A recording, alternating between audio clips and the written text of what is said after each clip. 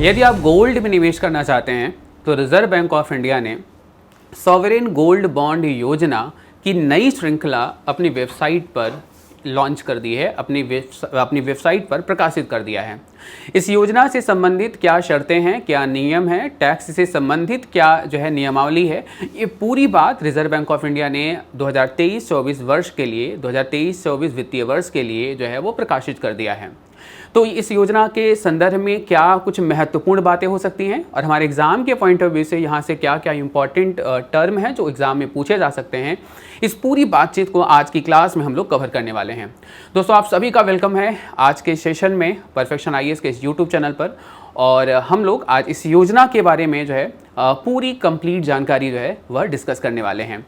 तो अगर बात करें सॉवरेन गोल्ड बॉन्ड स्कीम के बारे में, तो 2023-24 की जो श्रृंखला है रिजर्व बैंक ऑफ इंडिया ने इसको जो है वह प्रकाशित कर दिया है। रिजर्व बैंक ऑफ इंडिया की ये वेबसाइट आप देख सकते हैं और इस वेबसाइट पर आप सेकेंड टॉप पे ही आप देखेंगे सॉवरेन स्वर्ण बॉन्ड योजना 2023-24 के लिए रिजर्व बैंक ऑफ इंडिया ने ये पूरा नियम जो है वह यहाँ पर प्रकाशित कर दिया है। उत्पाद का नाम क्या है, कौन इसको इशू करेगा, इसके लिए एलिजिबिलिटी क्या होगी, पात्रता की शर्तें क्या होंगी, किस मूल्य वर्ग में जारी किया जा सकता है, ये कितने अवधि के लिए होगा, ये पूरी बातचीत आज हम लोग जो है डिस्कस करेंगे। हालांकि ये फॉन्ट थोड़ा सा छोटा है तो इस पूरी बात को हमने पीपीटी में कन्वर्ट कर लिया है जिससे आपको लिखने में, नोट्स बनाने में और समझने में आसानी हो। तो क्या है ये योजना, इसके बारे में पूरी जानकारी हम लोग हासिल करेंगे। लेकिन सबसे पहले इस निवेश से संबंधित कुछ अन्य बातों के बारे में हम लोग क्लियर करें, फिर जो है इस पर आगे बढ़ेंगे। जैसे अगर कोई व्यक्ति निवेश करना चाहता है, आप एक निवेशक हैं और आप निवेश जो है गोल्ड में करना चाहते हैं, तो आपके पास गोल्ड में निवेश के कई साधन हैं, लेकिन जो प्रमुख रूप से साधन है वो दो तरीके से हैं। एक, आप फिजिकल गोल्ड में निवेश करिए और दूसरा आप बॉन्ड्स में निवेश कर सकते हैं।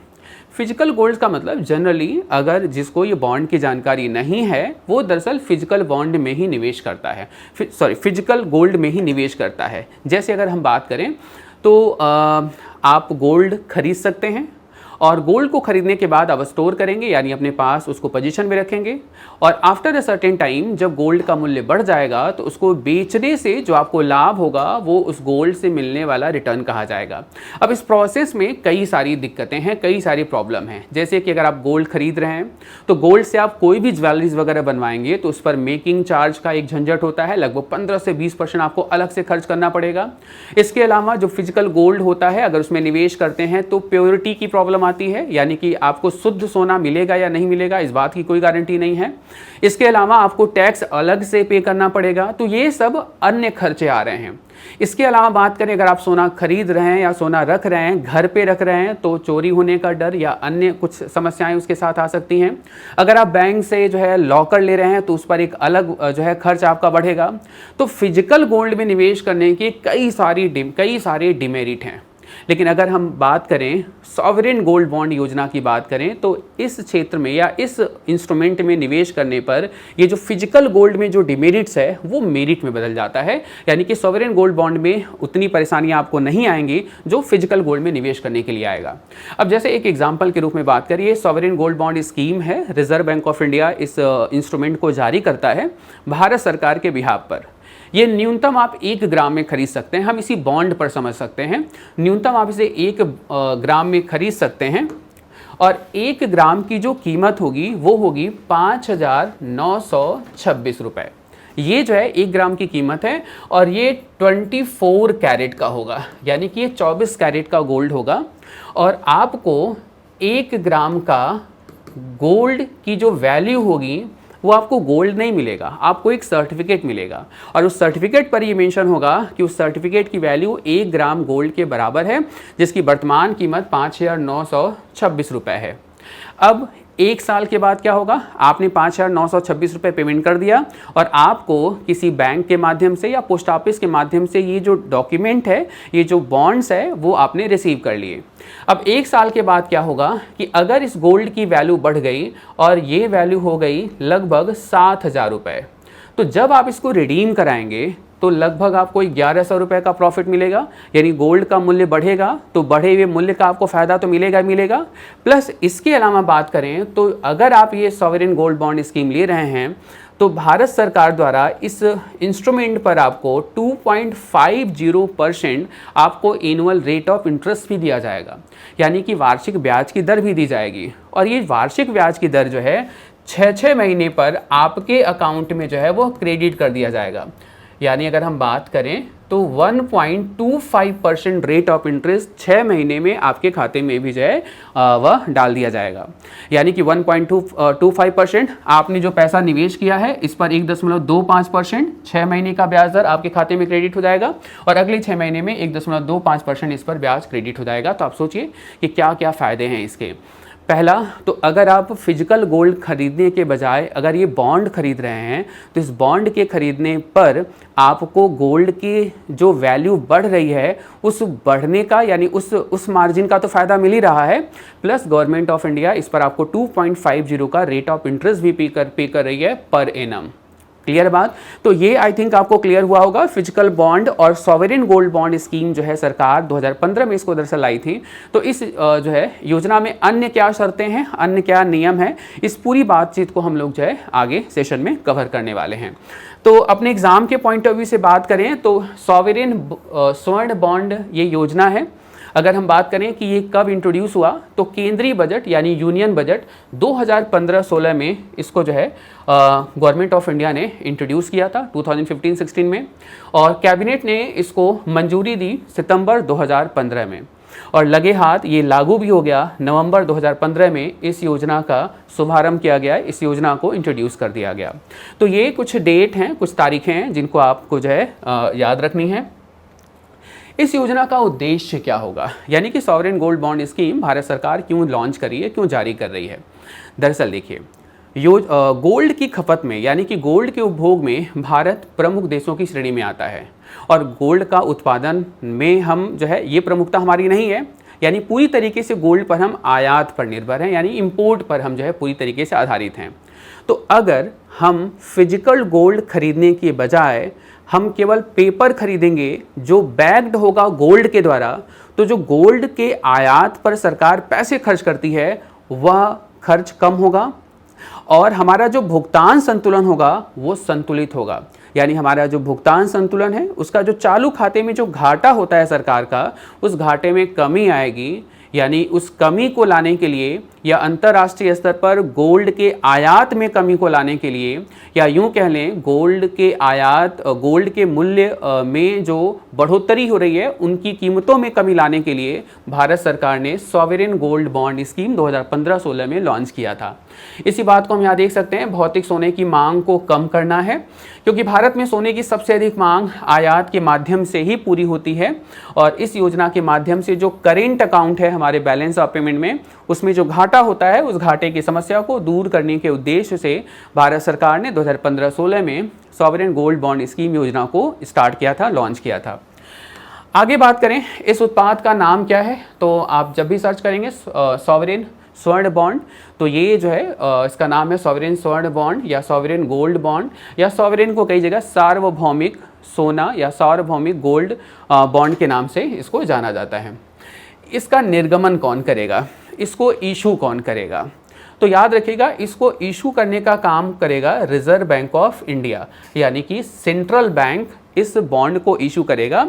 लेकिन सेंट्रल बैंक किसके बिहाफ पर इशू करेगा, गवर्नमेंट ऑफ इंडिया, भारत सरकार के बिहाफ पर केंद्रीय बैंक इस बॉन्ड को जारी करेगा। इंपॉर्टेंट पॉइंट है, इस बात को ध्यान रखिएगा, या यूं कह लें ऐसे समझ लीजिएगा इस बॉन्ड को इशू करने का काम भारत सरकार कर रही है, लेकिन जो है इसको बेच करके पैसा जुटाने का काम रिजर्व बैंक ऑफ इंडिया करेगा। यानी आरबीआई के ही थ्रू बैंकों में यह वितरित किया जाएगा, और उन बैंकों से आप खरीद करके आपके पास जो फंड होगा वह सरकार तक उसको पहुंचाए जाने का काम केंद्रीय बैंक की जिम्मेदारी रहेगी। तो निर्गमन क्लियर हो गया, रिजर्व बैंक ऑफ इंडिया इसे इशू करेगा और ये गवर्नमेंट ऑफ इंडिया के बिहाफ पर। अब पात्रता की बात करें, इस योजना के लिए पात्र लोग कौन हैं, यानी एलिजिबिलिटी क्राइटेरिया क्या है, कौन कौन से लोग इसे खरीद सकते हैं। तो इसे खरीदने के लिए जो है निवासी व्यक्ति यानी भारत के निवासी होना ज़रूरी है, जो इंडियन रेजिडेंशियल है या इंडियन निवासी हैं वे खरीद सकते हैं। अविभक्त हिंदू परिवार यानी हिंदू अनडिवाइडेड फैमिली जो है ये इस बॉन्ड को खरीद सकते हैं। न्यास यानी न्यास का मतलब जो है जो ट्रस्ट से संबंधित जो ट्रस्ट हैं इंडिया में, वे ट्रस्ट खरीद सकते हैं, यूनिवर्सिटीज़ खरीद सकती हैं, विश्वविद्यालय इसको खरीद सकते हैं, धर्मांत संस्थाओं जो है के द्वारा इसको खरीदा जा सकता है। यानी ये लोग हैं जो इस योजना को के अंतर्गत लाभान्वित हो सकते हैं, यानी इस योजना के अंतर्गत इस बॉन्ड्स को खरीद सकते हैं। अगर ये लोग खरीद सकते हैं तो कौन से ऐसे लोग होंगे जो नहीं खरीद सकते हैं? तो याद रखिएगा, जो NRI होंगे यानी कि जो नॉन रेजिडेंस इंडियन होंगे वो इसे नहीं खरीद सकते हैं। जो पर्सन ऑफ इंडियन ओरिजिन होंगे, भारतीय मूल के लोग, ये इस बॉन्ड में निवेश नहीं कर सकते हैं। इसके अलावा जितनी भी प्राइवेट लिमिटेड कंपनियां हैं वो जो है इसे नहीं खरीद सकती हैं। LLP वाली जो कंपनियां हैं, लिमिटेड लाइबिलिटी या पार्टनरशिप वाली जो कंपनियां हैं, वो इस जो है योजना के अंतर्गत पार्टिसिपेट नहीं कर सकती हैं, इस योजना के अंतर्गत बॉन्ड में निवेश नहीं कर सकती हैं। तो आई थिंक ये बात क्लियर हो गया कि कौन से लोग खरीद सकते हैं और कौन से लोग नहीं खरीद सकते हैं। मूल्य वर्ग क्या होगा, ये दूसरा एक पार्ट है। मूल्य वर्ग मतलब डिनोमिनेशन क्या होगा, यानी कि जो गोल्ड है वो कितने मूल्य वर्ग में आप खरीद सकते हैं। तो याद रखिएगा, जो सॉवरेन गोल्ड बॉन्ड है वो 1 ग्राम की मूल यूनिट के साथ खरीदा जा सकता है, यानी जो सबसे छोटा यूनिट होगा वो 1 ग्राम का होगा। और अगर आप इससे अधिक खरीदना चाहते हैं तो वह जो गुणक होगा वो 1 ग्राम के ही गुणक में, यानी 2 ग्राम, 3 ग्राम, 4 ग्राम, 6 ग्राम, 21 ग्राम, 20 किलो तक जो है आप खरीद सकते हैं। अभी हम लोग लिमिट आगे पढ़ने वाले हैं। इंडिविजुअल केवल 4 किलो, और जो न्यास के लोग हैं यानी जो ट्रस्ट वगैरह हैं वो मैक्सिमम 20 किलो तक जो है गोल्ड में इस बॉन्ड के जरिए निवेश कर सकते हैं। तो याद रखिएगा, यहाँ पर मूल्य वर्ग का मतलब जो डिनोमिनेशन होगा वो 1 ग्राम के गुणक में होगा, यानी कि 2.5 ग्राम नहीं खरीद सकते हैं आप, क्योंकि वह 1 ग्राम के गुणक में नहीं है। 1, 2, 3, 4 इस गुणक में आप इसे खरीद सकते हैं। तो आई थिंक ये आपको जो है मूल्य वर्ग क्लियर हो गया होगा इसका। इसके अलावा अवधि क्या होगा, इसका टेन्योर क्या होगा। तो जब इस सॉवरेन गोल्ड बॉन्ड योजना के अंतर्गत आप निवेश करेंगे तो ये मैक्सिमम जो निवेश की वर्ष की अवधि होगी वो 8 वर्ष की होगी, यानी 8 वर्ष के लिए आप निवेश कर सकते हैं। हालांकि आप चाहें तो इसको अगले 3 वर्ष के लिए इसको एक्सटेंड भी कर सकते हैं, यानी अगले 3 वर्ष के लिए 8, 3, 11 वर्ष के लिए आप इस योजना के अंतर्गत ब्याज कमा सकते हैं और लाभ इससे अर्न कर सकते हैं। लेकिन अगर आपका सवाल ये होगा कि क्या 8 वर्ष के पहले इसको रिडीम किया जा सकता है, या क्या 8 वर्ष के पहले इसका भुगतान लिया जा सकता है, तो हाँ, आप 8 वर्ष के पहले 5वें वर्ष में, 6वें वर्ष में और 7वें वर्ष में आप इसको रिडीम करा सकते हैं, आप इसका भुगतान ले सकते हैं। क्लियर है बात। और हाँ, अगर आपको लगता है कि आपको 5 साल के पहले निकालने की ज़रूरत है तो आप जो सॉवरेन गोल्ड बॉन्ड योजना है इसको आप किसी बैंक, पोस्ट ऑफिस या सरकार द्वारा समर्थित किसी ऑर्गेनाइजेशन से न लेकर आप इसको ऑनलाइन भी ले सकते हैं। और ऑनलाइन खरीदने के लिए आपके पास डीमैट अकाउंट होना चाहिए, और आप डीमैट खाते के माध्यम से सेकेंडरी मार्केट के थ्रू, यानी कि जो स्टॉक मार्केट है उसके थ्रू आप इसको ऑनलाइन खरीद सकते हैं। यानी जैसे आप शेयर खरीदते हैं वैसे इस बॉन्ड्स को भी आप खरीद सकते हैं। और अगर आपने डीमैट फॉर्म में इसको रखा हुआ है तो इसको बेचे जाने की कोई समय सीमा नहीं है। इसको आप ट्रेड में पूरी तरीके से यूज कर सकते हैं। आप आज खरीदे हैं, आप 5 दिन के बाद भी बेचेंगे तो बाजार में मांग और पूर्ति के आधार पर जो दरें तय होती हैं, जो रेट तय होता है, उसी दर पर आप इसको बेच सकते हैं। तो आप एक बात और भी क्लियर रखिएगा कि जो सॉवरेन गोल्ड बॉन्ड योजना है इसके अंतर्गत आप 2 तरीके से इसको परचेज कर सकते हैं। पहला तो संस्थाओं के माध्यम से, फिजिकल डॉक्यूमेंट्स के माध्यम से आप खरीद सकते हैं, जिसमें आप निवेश करेंगे पैसा और आपको एक एग्रीमेंट मिलेगा, एक फिजिकल एक बॉन्ड मिलेगा आपको। और दूसरा तरीका है ऑनलाइन, आप डीमैट खाते के माध्यम से स्टॉक मार्केट के थ्रू खरीद सकते हैं। जैसे आपके स्टॉक मार्केट में जब आप शेयर खरीदते हैं, आपके एप्लीकेशन में आपके जो अकाउंट्स हैं उसमें शेयर दिखते हैं अलग अलग कंपनियों के, तो ये बॉन्ड भी आपको जो है वो होल्डिंग में शो होने लगेगा अगर आप इस जो है सॉवरेन गोल्ड बॉन्ड को डीमैट खाते के माध्यम से ले रहे हैं। तो ये बात क्लियर हो गई, यानी जो अवधि है वहाँ पर भी 8 साल की होगी, लेकिन उसमें आप मेच्योरिटी के पहले भी जब चाहें तब भुना सकते हैं। लेकिन जो ऑफलाइन वाला है इसमें कुछ नियम और शर्तों को आपको मानना पड़ेगा, फॉलो करना पड़ेगा। न्यूनतम मात्रा क्या होगी, तो न्यूनतम निवेश की जो राशि है वो 1 ग्राम स्वर्ण की है, यानी कि आप लगभग 5,926 रुपए 1 ग्राम के गोल्ड के पेपर को आप खरीद सकते हैं। तो न्यूनतम धनराशि आई थिंक क्लियर हो गया। आगे बढ़ते हैं हम लोग। अधिकतम मात्रा क्या है, यानी कि कोई भी व्यक्ति अधिकतम कितना जो है निवेश कर सकता है। तो सरकार के द्वारा हालांकि समय समय पर ये सब निर्धारित किया जाता रहता है, लेकिन अगर हम बात करें तो वित्तीय वर्ष अप्रैल मार्च में अभिदान की अधिकतम जो सीमा है वो किसी व्यक्ति के लिए यानी कि इंडिविजुअल के लिए 4 किलोग्राम यानी 4 किलोग्राम के सोने में आप अधिकतम इस योजना के अंतर्गत निवेश कर सकते हैं। HUF यानी हिंदू अनडिवाइडेड फैमिली के लिए भी ये 4 किलोग्राम ही है। और न्यास तथा जो यानी न्यास का मतलब जो ट्रस्ट वगैरह हैं उनके लिए ये जो सीमा है वो कितनी है, 20 किलोग्राम है। यानी अगर आप ऐसे कहें तो कोई भी इंडिविजुअल या हिंदू जो अनडिवाइडेड फैमिली के लोग हैं वो न्यूनतम 1 ग्राम यानी न्यूनतम 1 ग्राम के गोल्ड में निवेश कर सकते हैं और अधिकतम कितना कर सकते हैं, 4 किलोग्राम के गोल्ड तक का वो इस बॉन्ड का परचेजिंग कर सकते हैं, बॉन्ड में निवेश कर सकते हैं। वहीं पर अगर बात करें जो है जो न्यास हैं यानी कि जो ट्रस्ट हैं, यानी इन दोनों के अलावा व्यक्ति और हिंदू अनडिवाइडेड फैमिली के अलावा कोई भी हो, चाहे वो ट्रस्ट हो, चाहे वो यूनिवर्सिटीज़ हो, चाहे कोई धर्मार्थ संस्थान हो, इनके द्वारा न्यूनतम निवेश की धनराशि जो हो सकती है वो 1 ग्राम की हो सकती है और जो अधिकतम होगी वो हो सकती है 20 किलोग्राम तक के गोल्ड पेपर्स को ये खरीद सकते हैं। अब अगला जो पॉइंट है वो संयुक्त धारक का है। संयुक्त धारक का मतलब होगा कि संयुक्त धारिता की स्थिति में 4 किलोग्राम के निवेश की सीमा केवल प्रथम आवेदक पर ही लागू होती है। यानी कि अगर 2 लोग एक साथ इस बॉन्ड को खरीदते हैं तो इसमें फर्स्ट एप्लीकेंट होगा, एक दूसरा एप्लीकेंट होगा। तो जो फर्स्ट एप्लीकेंट होगा, फर्स्ट एप्लीकेंट के ही जो है नाम पर ये अलॉट होगा और ये मैक्सिमम जो है वह 4 किलोग्राम सोने 4 किलोग्राम के सोने का ये बॉन्ड खरीद सकते हैं। यानी कि जो बॉन्ड खरीदेंगे उसका मूल्य वो 4 किलोग्राम गोल्ड के मूल्य के आधार पर उस पेपर का मूल्य निर्धारित किया जाएगा। तो आई थिंक इसमें कोई डाउट नहीं होगा, इसमें कोई जो है प्रॉब्लम नहीं आएगी। बढ़ते हम लोग निर्गम मूल्य। निर्गम मूल्य का मतलब अगर आप इसको रिडीम कराना चाहते हैं तो रिडीम कराने पर आपको कैसे ये निर्गमित होगा या कैसे आप इसको रिडीम करा सकते हैं।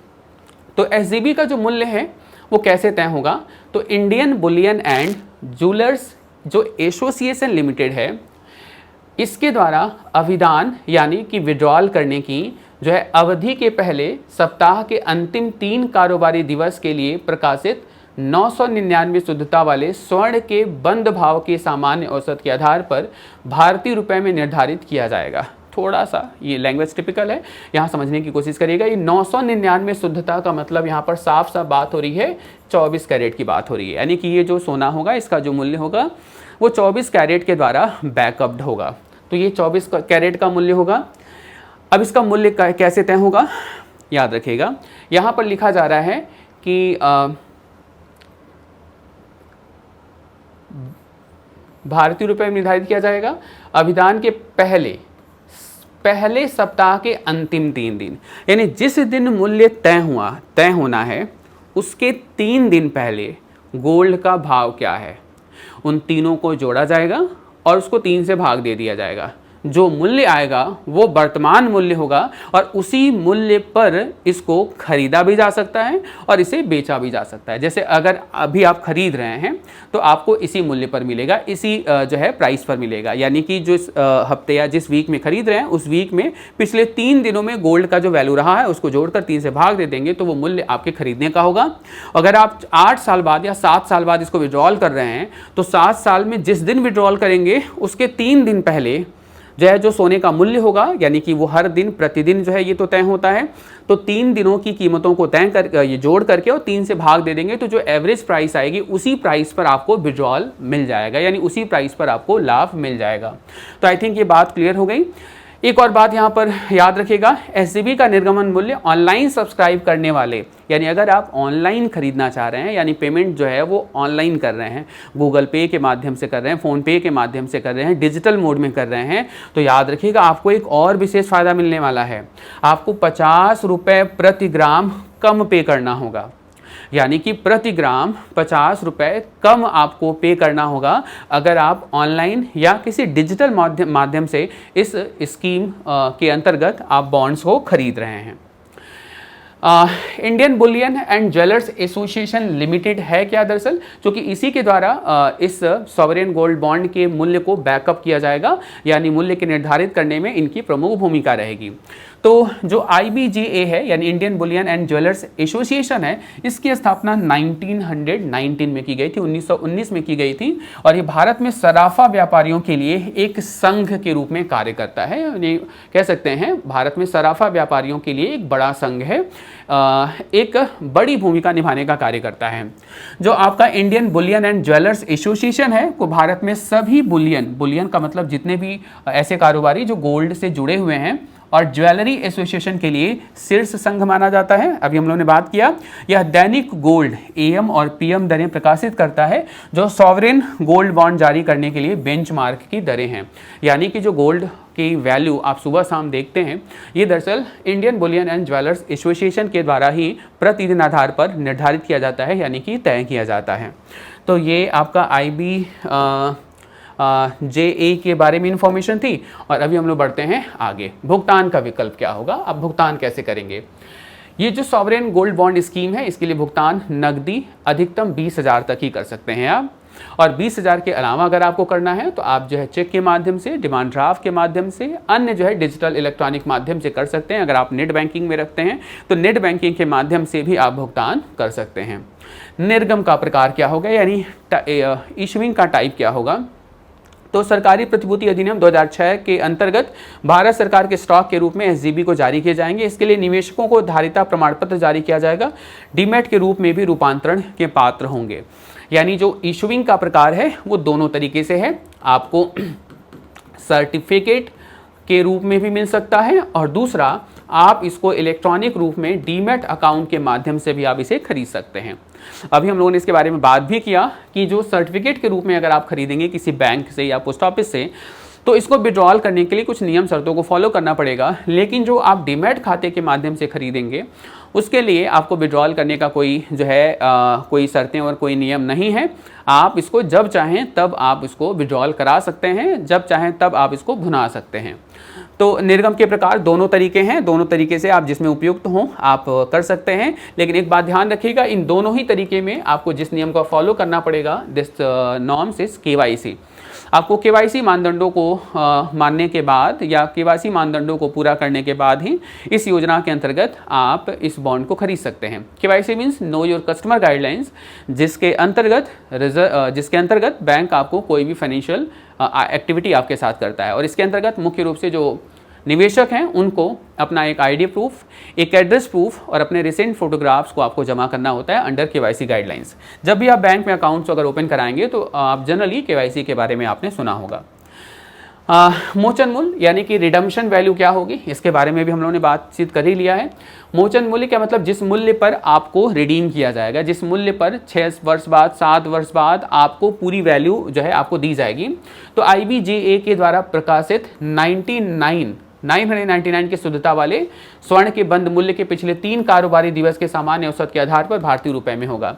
यानी कि जब आप रिडीम कराना होगा तो वही जिस दिन रिडीम कराना होगा उसके 3 दिन के पहले जो कीमत होगी गोल्ड की, उसका एवरेज जो प्राइस होगा इंडियन रुपीस में, वो आपको पेमेंट किया जाएगा। और ये शुद्धता क्या होगी, 999 की शुद्धता होगी। इट मीन्स इसकी शुद्धता 24 कैरेट की होगी। इसके अलावा बात करें बिक्री चैनल, मोस्ट इंपॉर्टेंट है ये, कहाँ से आप इसको खरीद सकते हैं। तो SGB यानी सॉवरेन गोल्ड बॉन्ड की बिक्री अनुसूचित वाणिज्यिक बैंक यानी कि जितने भी शेड्यूल कॉमर्शियल बैंक हैं, चाहे वो स्टेट बैंक ऑफ इंडिया हो गया, बैंक ऑफ इंडिया हो गया है ना, इंडियन बैंक हो गया, पंजाब नेशनल बैंक हो गया, ये जितने भी शेड्यूल कॉमर्शियल बैंक हैं उन सभी अनुसूचित वाणिज्यिक बैंकों के थ्रू आप खरीद सकते हैं।